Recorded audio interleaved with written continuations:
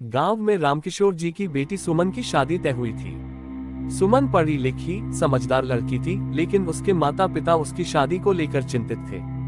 उनके पास ज्यादा दहेज देने की क्षमता नहीं थी, इसलिए जब उन्हें एक अच्छा रिश्ता बिना दहेज के मिल गया तो वे खुशी खुशी तैयार हो गए। लड़के का नाम अर्जुन था। देखने में लंबा, गोरा और बेहद आकर्षक था। गांव में उसकी कोई खास पहचान नहीं थी, लेकिन उसने बताया कि वह शहर में काम करता है, इसलिए कम ही घर आता है। उसकी बातें मीठी और व्यवहार शालीन था।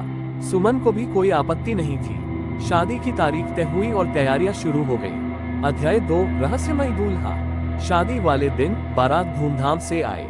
ढोल नगाड़े बज रहे थे, नाच गाना हो रहा था, लेकिन अर्जुन की मौजूदगी रहस्यमय लग रही थी। वह पूरे समय चुपचाप खड़ा रहा, न किसी से ज्यादा बातचीत की, न नाच गाने में रुचि दिखाई। फेरे होने लगे। जैसे ही 7वें फेरे की बारी आई, सुमन को महसूस हुआ कि अर्जुन के शरीर से ठंडक निकल रही है। उसकी पकड़ बर्फ जैसी ठंडी थी। सुमन को कुछ अजीब लगा, लेकिन उसने सोचा कि शायद यह उसकी घबराहट के कारण हो रहा होगा। विदाई के समय जब सुमन ने अर्जुन के साथ गाड़ी में कदम रखा तो उसे एक अजीब सी गंध महसूस हुई, जैसे गीली मिट्टी और धूपबत्ती की मिली जुली खुशबू। वह कुछ बोलने ही वाली थी कि अर्जुन ने उसे चुप करा दिया। अध्याय 3, भूतिया हवेली।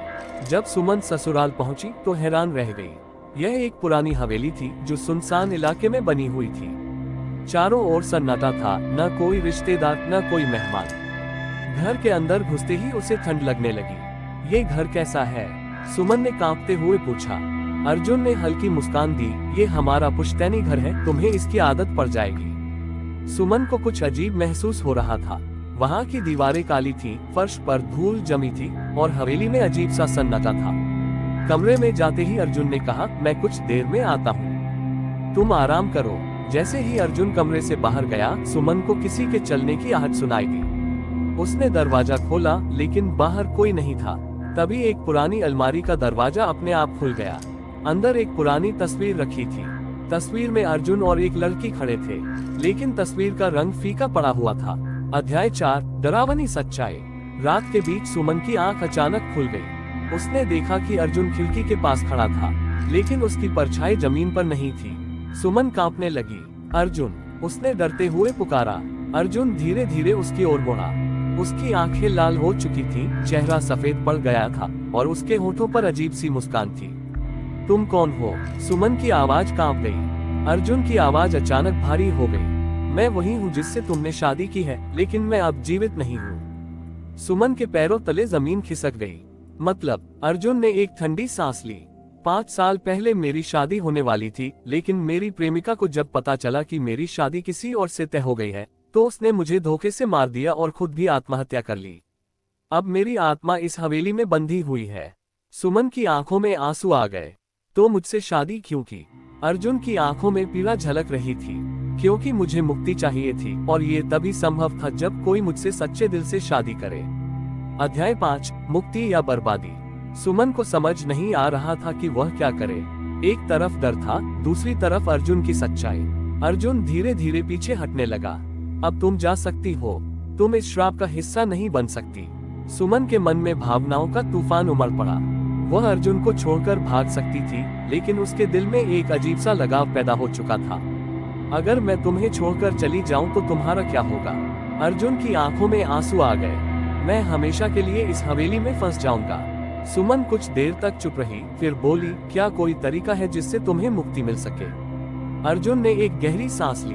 हाँ, अगर कोई इंसान मुझसे सच्चे दिल से प्यार करे और अपनी इच्छा से मेरी आत्मा को मुक्त कर दे, तो मैं इस श्राप से छूट सकता हूँ। अध्याय 6, प्रेम का बलिदान। सुमन ने आंखें बंद की और फिर अर्जुन की ओर बढ़ी।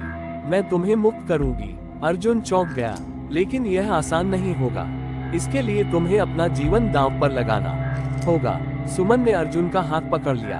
अगर मेरा प्यार सच्चा है तो मैं ये बलिदान देने के लिए तैयार हूँ। अर्जुन ने गहरी सांस ली और सुमन के सामने घुटनों के बल बैठ गया। तुम सच में ऐसा करोगी? सुमन ने सिर हिलाया और मंत्र पढ़ने लगी। हवेली में अजीब सी ऊर्जा फैलने लगी।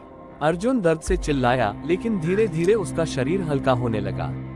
एक तेज रोशनी फैल गई और कुछ पलों बाद अर्जुन की आत्मा हवेली से मुक्त हो गई। अध्याय 7, एक नई सुबह। सुमन बेहोश हो गई। जब उसकी आंखें खुली तो वह अपने मायके में थी। उसकी माँ उसके सिर पर हाथ फेर रही थी। तू ठीक है बेटा? सुमन हड़बड़ा कर उठी। अर्जुन कहाँ है? उसके पिता ने धीरे से कहा, बेटा वह हवेली। वहाँ कोई अर्जुन नहीं था।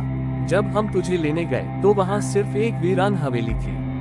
सुमन की आंखों में आंसू आ गए। उसे सब याद था। अर्जुन की आत्मा अब मुक्त थी। वह खिड़की की ओर देख मुस्कुराई। सूरज की रोशनी अंदर आ रही थी। शायद अर्जुन भी अब रोशनी का हिस्सा बन चुका था।